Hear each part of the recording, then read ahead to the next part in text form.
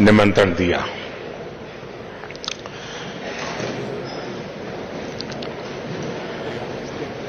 Saudi Arabia और यहां स्थित पवित्र मॉस्क दुनिया के करोड़ों लोगों की आस्था का केंद्र है।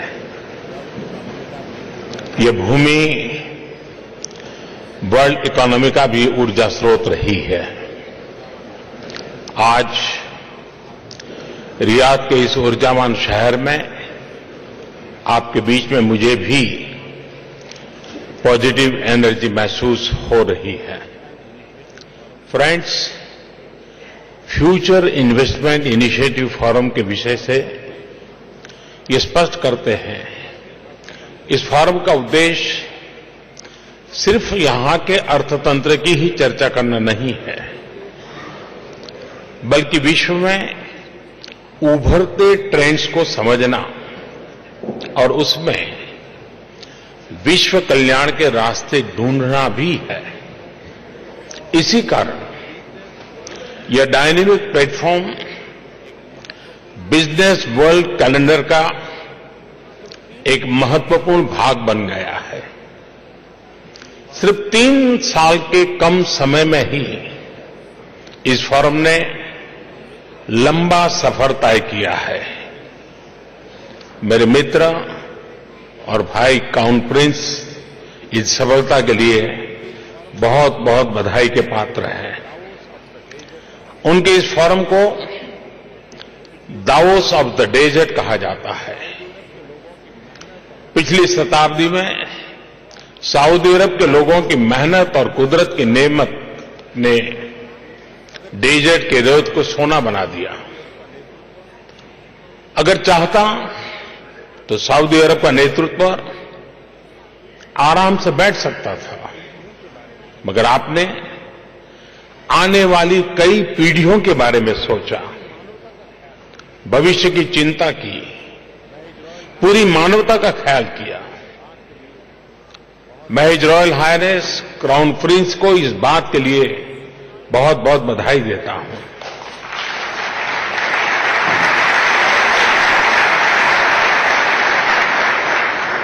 उन्होंने इस फोरम का नाम ही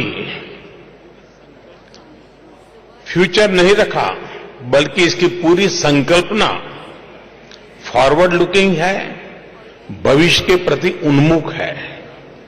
ऐसे में उनका भाई और पड़ोसी होने के नाते इस उम्दा इनिशिएटिव में दुनिया की सबसे तेज विकासमान बड़ी अर्थव्यवस्था का प्रतिनिधित्व करना मेरे लिए स्वाभाविक ही है। फ्रेंड्स, मैं आपके बीच भारत के लोगों की शुभेच्छाएं लेकर के आया हूं।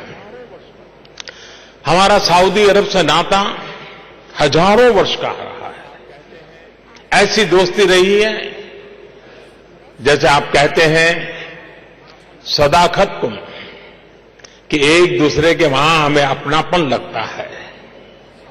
हमारे ऐतिहासिक संबंधों और संपर्कों ने हमारी स्ट्रैटेजिक पार्टनरशिप को मजबूत बुनियाद भी रखी है। और आज हमने क्राउन प्रिंस के साथ बातचीत में स्ट्रैटेजिक पार्टनरशिप काउंसिल की स्थापना करके अपने संबंधों को नई ऊंचाई प्रदान की है। हिज मैजेस्टी द किंग और his royal highness crown prince के मार्गदर्शन में हम संबंधों में अप्रत्याशित प्रगति और अपनापन ला पाए हैं। मैं उनके प्रयासों के लिए, भारत के प्रति उनके अपनत्व के लिए उनका आभार व्यक्त करता हूं। साथियों, फ्यूचर इन्वेस्टमेंट इनिशिएटिव में आज मुझे what is next for global businesses और उसमें भारत उभरते अवसरों और संभावनाओं, हमारी अपेक्षाओं और लक्ष्यों पर अपनी बात रखने का अवसर मिला है। भारत ने अगले 5 साल में अपनी इकोनॉमी को दोगुनी करके $5 ट्रिलियन तक पहुंचने का लक्ष्य रखा है।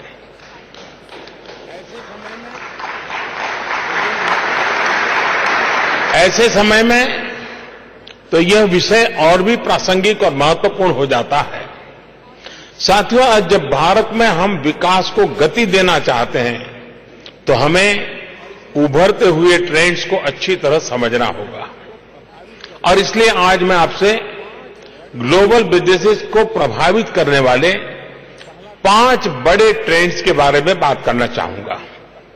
पहला ट्रेंड है टेक्नोलॉजी और इनोवेशन का प्रभाव। दूसरा, ग्लोबल ग्रोथ के लिए इंफ्रास्ट्रक्चर की इंपॉर्टेंस। तीसरा, ह्यूमन रिसोर्स और फ्यूचर ऑफ वर्क में तेजी से हो रहा बदलाव। चौथा, कंपैशन फॉर एनवायरमेंट। और पांचवा ट्रेंड है business friendly governance. Friends, technology और इनोवेशन के बढ़ते हुए प्रभाव के हम चश्मदीद गवाह हैं। ट्रांसफॉर्मेटिव टेक्नोलॉजी जैसे आर्टिफिशियल इंटेलिजेंस, जेनेटिक्स और नैनो टेक्नोलॉजी रिसर्च से आगे बढ़कर आज रोजमर्रा के जीवन का भाग बनती जा रही है। टेक्नोलॉजी के इस बदलाव का उन समाज को सबसे ज्यादा फायदा हुआ है जिनमें नई टेक्नोलॉजीज को अपनाने और उन पर फ्यूचर इनोवेशन का कल्चर विकसित हुआ है। भारत में हमने इस कल्चर को मजबूत करने के लिए अनेक स्तरों पर प्रयास किया है, चाहे वह युवाओं के लिए स्टार्टअप चैलेंजेज हो या हैकेथॉन्स हो, या फिर स्कूल चिल्ड्रन के लिए अटल टिंकरिंग लैब्स, जहां वो इनोवेशन को खुद अनुभव करते हैं। आज भारत में रिसर्च एंड डेवलपमेंट से लेकर टेक एंटरप्राइज एक व्यापक इकोसिस्टम तैयार हो रहा है। हमारे इन प्रयासों के नतीजे भी आना शुरू हुए हैं। आज भारत दुनिया का तीसरा बड़ा स्टार्टअप इकोसिस्टम बन गया है। हमारे इन प्रयासों के नतीजे भी आना शुरू हुए हैं। आज भारत दुनिया का तीसरा बड़ा स्टार्टअप इकोसिस्टम बन गया है। भारत के टियर 2 और टियर 3 शहरों में भी स्टार्टअप्स उभर करके आए हैं। भारत में $1 बिलियन से ज्यादा वैल्यूएशन वाले यूनिकॉर्न्स की संख्या बढ़ती जा रही है। हमारे कई स्टार्टअप्स वैश्विक स्तर पर निवेश करने लगे हैं। Indian startups are aiming everything from food delivery to transport to hospitality to medical treatment to tourism। और इसलिए विश्व के सभी इन्वेस्टर्स, खासकर वेंचर फंड से मेरा अनुरोध है कि आप हमारे स्टार्टअप इकोसिस्टम का लाभ उठाएं। मुझे पूरा भरोसा है कि भारत में इनोवेशन में किया गया निवेश सबसे ज्यादा रिटर्न देगा, और ये रिटर्न्स सिर्फ भौतिक नहीं होंगे बल्कि युवाओं को एम्पावर करेंगे। फ्रेंड्स, वैश्विक बुद्धि और बिजनेसेस के विकास के लिए इंफ्रास्ट्रक्चर का महत्व लगातार बढ़ता जा रहा है।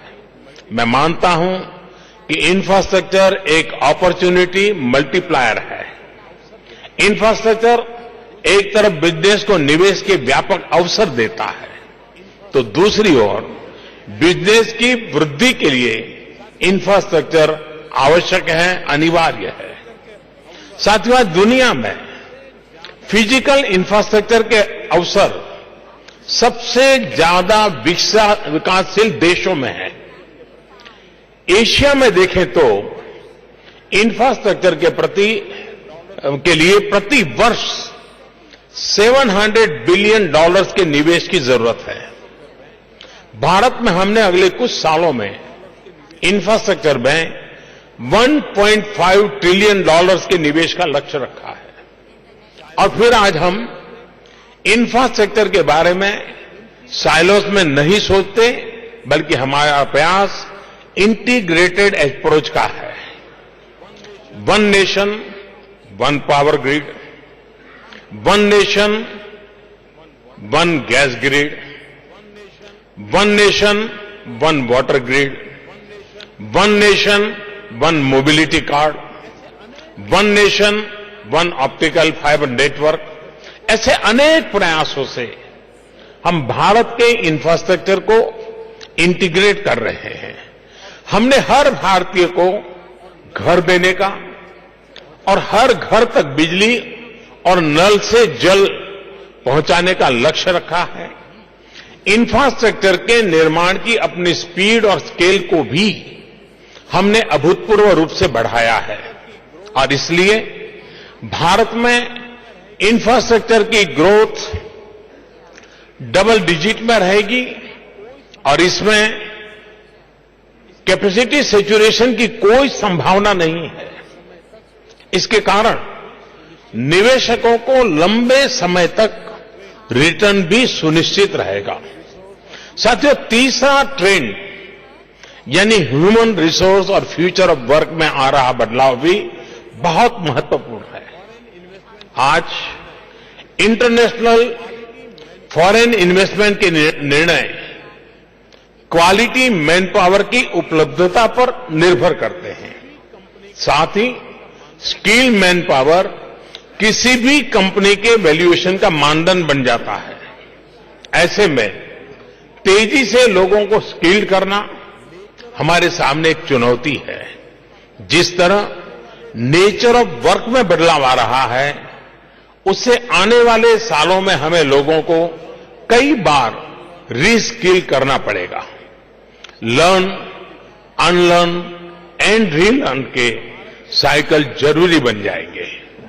फ्रेंड्स, भारत के स्किल्ड ह्यूमन रिसोर्सेज को दुनिया भर में आदर और प्रतिष्ठा मिले हैं।